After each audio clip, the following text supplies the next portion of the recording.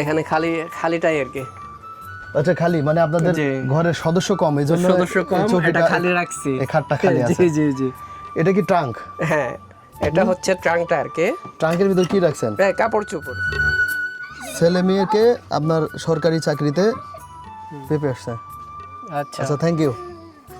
দর্শক, পেঁপে আসছে, এটা পাহাড়ি একদম র পেঁপে, যেটা এটা পাহাড়ে যখন গেছে তখন আনা হয়েছে।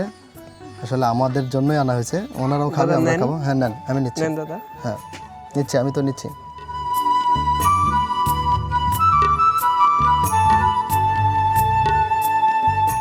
অসাধারণ, খুব বেশি মিষ্টি না, তবে এটা যে র পেঁপে, মিডিয়ামের। মিডিয়ামের, অনেক মজা।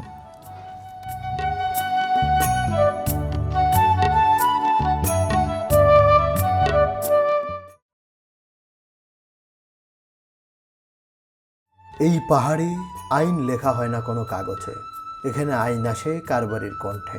পাহাড়ি কারবারি শুধু একজন ব্যক্তি নন, তিনি পাহাড়ের ভরসা, বিরোধে বিচারক, উৎসবে অভিভাবক, আর বিপদে এই গ্রামের প্রথম আশ্রয়। শহরে যেখানে কাগজে সই লাগে, পাহাড়ে সেখানে লাগে বিশ্বাস। বছরের পর বছর এই বিশ্বাসী কারবারিকে বানিয়েছে পাহাড়ের নীরব নেতা। পাহাড়ি আদিবাসী গ্রামের প্রধানকে বলা হয় কারবারি। আদিবাসী পাড়ার মানুষে মানুষে কোনো ঝামেলা হলে তারা কোনো মামলাতে যায় না, কারবারি এসে সে ঝামেলা মিটিয়ে দেয়। কারবারির দেওয়া বিচারের রায় সবাই মাথা পেতে মেনে নেয়। যেহেতু বিভিন্ন সময় বিভিন্ন বিচার আচার করতে হয়, তাই কারবারির বাড়ি একটু অন্যান্য বাড়ি থেকে আলাদা হয়। চলুন দেখি পাহাড়ি কারবারিদের বাড়ি কেমন হয়।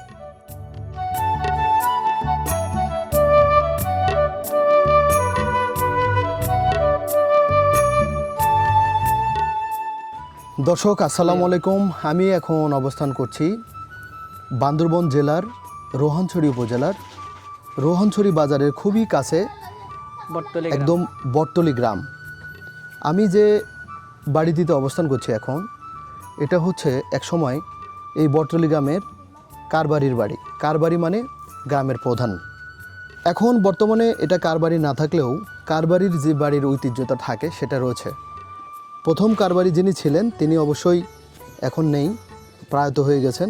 তার পরিবার রয়েছেন, তার পরিবারের সাথে কথা বলবো এবং দেখানোর চেষ্টা করব এই বাড়িটি দেখতে কেমন, এই বাড়ির কার্যক্রম কীরকম।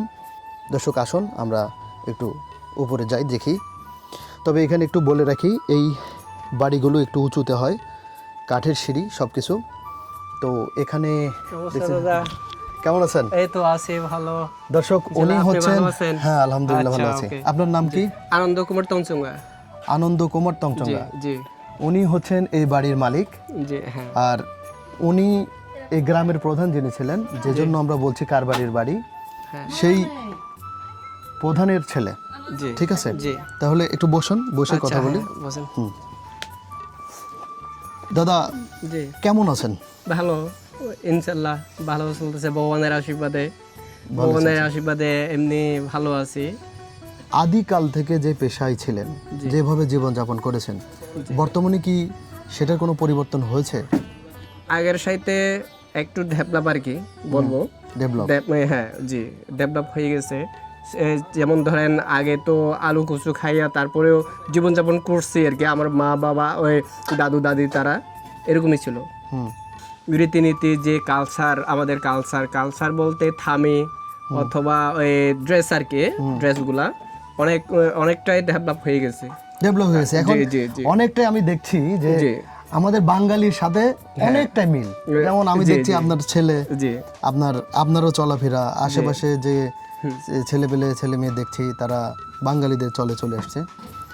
মানে আপনারা নিজেদের পোশাক নিজেরাই তৈরি করেন? হ্যাঁ অবশ্যই, মহিলাদের মধ্যেও মহিলাদের যে ঠামি এবং ওড়না, এগুলা নিজেরাই বানানো, সবগুলোই নিজেরাই বানানো। তো বাট এটা বলতে চাচ্ছি যে কি, এই যে আমার ওয়াইফ যিনি আছেন, এমনিতে ওই ঠামিটাই কিন্তু তারপরে ওই ওনার নিজের বানানো আবার। আপনার বাবা যখন কারবারি ছিল তখন আপনি কত বড় ছিলেন? তখন আমি প্রায় 13 বা 14 বছরের উপরে হব আর কি। বাবা তো মারা গেছে এই তো ওই 84 বছরে মারা গেছে। সাল এখন কতটা? চলতেছে আতে আর কি। 8-এ মারা গেছে। জি 2008 মারা গেছেন। তো আচ্ছা, এখন বিষয় হলো আপনাদের বাড়ির যে সিস্টেমটা, সামনে একটু খোলা জায়গা, জি তারপরে ঘর, মানে কার বাড়িদের বাড়িটা এরকম হয়? এরকমই এই টাইপের আর কি। মানে হচ্ছে যেহেতু গ্রামের মোড়ল, প্রধান অনেক কাজে অনেক বিচার আচার করার জন্য এখানে মানুষের প্রয়োজন হবে, এই জন্য মানুষ এখানে আসবে, জি এই জন্য জায়গাটা, জি। তাই তো? তাহলে দেখি আপনার বাড়ির স্ট্রাকচারটা দেখি। আচ্ছা প্রথমে প্রথমে ভিতরে যাই। জি এটা পুরোটাই কাঠের তৈরি, তাই না? কাঠের তৈরি। হ্যাঁ। এই যে যেমন ধরেন দেখেন, এটা মানে এখানে ঢুকে প্রথমে 3টা ঘর, হ্যাঁ 3টে রুম, এই যে 1টা 2টা 3টা, এই 3টা। আর এই জায়গাটা হলো উঠান টাইপের। হ্যাঁ উঠান টাইপের। এখানে ছেড়ে দিলেন, এটা বাতাসের জন্য, আর অন্য কিছু না। না না চলেন দেখি ভিতরে কি আছে। হ্যাঁ, অবশ্যই আপনি আগে যান। এখানে খালিটাই আর কি। আচ্ছা, খালি মানে আপনাদের জি। ঘরের সদস্য কম, এই জন্য সদস্য কম, এই চৌকিটা, এটা খালি রাখছি। এই খাটটা খালি আছে। জি জি জি। এটা কি ট্রাঙ্ক? হ্যাঁ এটা হচ্ছে ট্রাঙ্কটা আর কি। ট্রাঙ্কের ভিতর কি রাখছেন? কাপড় চোপড় শুধু, কাপড় কিচ্ছু চোপড়, নাই। জি, কাগজপত্র, এইটুকু। জি জি জি। ট্রাঙ্ক 2টা দেখছি। হ্যাঁ এটা আমার ওই বাবা থাকার সময় বাবা আমারে দিছে আর কি এই ট্রাঙ্কটা। হুম। আর কিছু? এটা কি বন্দুক নাকি? ছোট বাবুর আর কি। আচ্ছা, মানে ওটা সত্যিকারের বন্দুক না? না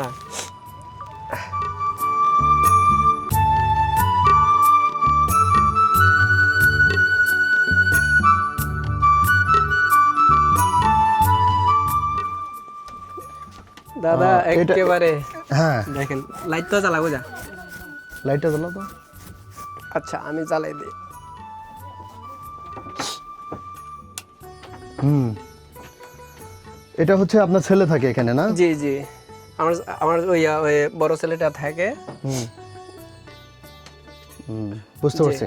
এটা থাকে, একটা খাট আছে আর কয়েকটা ড্রেসিং টেবিল, কাপড় চোপড় রাখার জিনিস জি আছে। জি। হুম।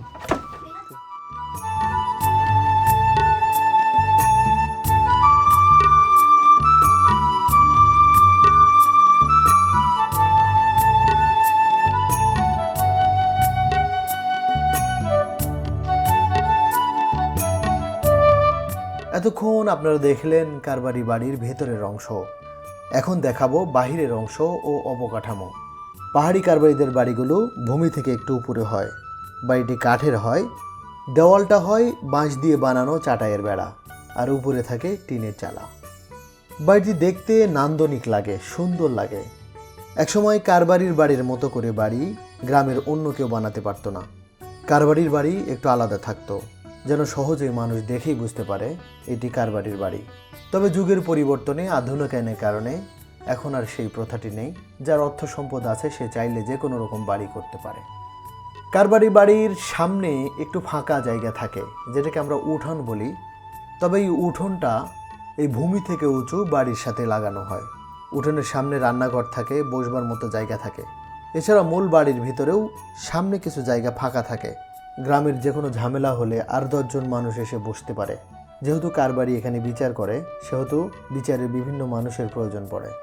মূলত সে কারণেই কারবারি বাড়ির সামনে কিছু অংশ ফাঁকা থাকে।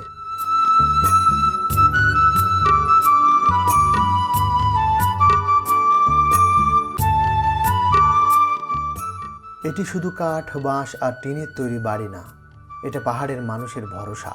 এখানে রাগ থামে, এখানে মীমাংসা হয় দ্বন্দ্ব। সময় বদলাবে, পথ বদলাবে, কিন্তু পাহাড় জানে কারবারি বাড়ি থাকলে এই গ্রাম কখনো দিশেহারা হবে না। তাই এ বাড়ি পাহাড়িদের জন্য সবচেয়ে গুরুত্বপূর্ণ এবং পবিত্র বাড়ি।